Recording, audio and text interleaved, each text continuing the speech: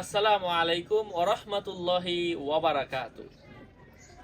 আজকের এই সুন্দর এক সকালে আমরা আপনাদের সাথে আলোচনা করব বৃহস্পতিবারে আমরা কোন আমল করব। বৃহস্পতিবারের কোন আমল করলে আপনার ভাগ্য খুলে যাবে। বৃহস্পতিবারের একটা আমল বলবো। বৃহস্পতিবার এটা শুক্রবারের আগের দিন এবং রহমতের সময়ের কাছাকাছি। শুক্রবারের তো বিশেষ কিছু রহমত রয়েছে, রহমতের আগের দিন এর মধ্যেও বিশেষ কিছু ফজিলত রয়েছে। বরাবরের মতো আপনাদের সাথে যুক্ত আছি আমি মুফতি জুবাইর বিন ইমাম। আমার ভেরিফাই ইউটিউব চ্যানেল এবং পেজের লিংক ভিডিও ডিসক্রিপশন বক্সে দেওয়া, এর বাইরে অন্য কোনো পেজ নাই, সাবধান। আমার নাম আর ছবি থাকলে ওইটা আমি না, প্রত্যেকটা ভিডিওতে আমরা সাবধান করি, সতর্ক করি, কারণ অনেকে আমাদের নাম অথবা ছবি দিয়ে বিভিন্ন আইডি ক্রিয়েট করে মানুষকে ধোঁকা দেয়, এই জন্য সাবধান। যাই হোক, সম্মানিত ভাই বন্ধুরা, এই আমলটা আজকে আপনাদের সাথে আমি শেয়ার করছি কোরআন এবং হাদিসের আলোকে। তো বৃহস্পতিবারে সকালবেলা সকাল সকাল তাড়াতাড়ি আমরা ঘুম থেকে উঠে এই দোয়াটা 27 বার পড়বো, মাত্র 27 বার, এবং সন্ধ্যাবেলা সূর্য যখন ডুবে যায় তখন পড়বো 27 বার।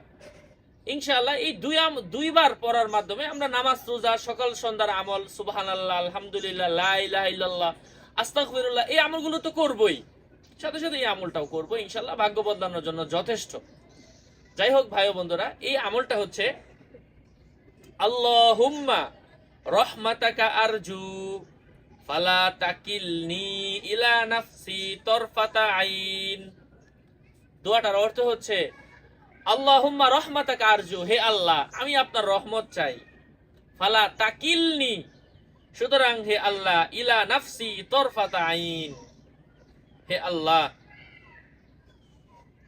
মানে এক মুহূর্তের জন্য যেন আমি তোমার থেকে বিমুখ না হয়ে যাই, তুমি আমাকে তোমার মুখাপেক্ষি করেই রাখো। মানে মোটামুটি অর্থটা এমন, ও আসলিহ লি শাআনি কুল্লাহু, হে আল্লাহ তুমি আমার সকল কাজকে ভালো করে দাও, লা ইলাহা ইল্লা আনতা, হে আল্লাহ তুমি ছাড়া অন্য কোনো আল্লাহ নাই, তুমি ছাড়া আর কেউ নাই। যখন আপনি আল্লাহ তাআলার কাছে এভাবে চাইবেন, তখন আল্লাহ পাক আপনার হাত ফিরিয়ে দিবেন না। তাছাড়া সকালবেলা তাহাজ্জুদের সময়, ভোর রাত্রে, এবং আপনার সূর্য ডুবার সময় যদি কেউ আল্লাহর কাছে চায়, আল্লাহ পাক তাকে খালি হাতে ফিরিয়ে দেন না। ইনশাআল্লাহ এই আমলগুলো যদি কেউ করে, তার ভাগ্যের তালা খুলে যেতে পারে, অসম্ভব কিছু না। আল্লাহ পাক আমলগুলো রেখেছেন আমাদের ভাগ্য পরিবর্তনের জন্য, আমাদের ভালোর জন্যই, কিন্তু হয়তো আমরা এগুলা বুঝি না।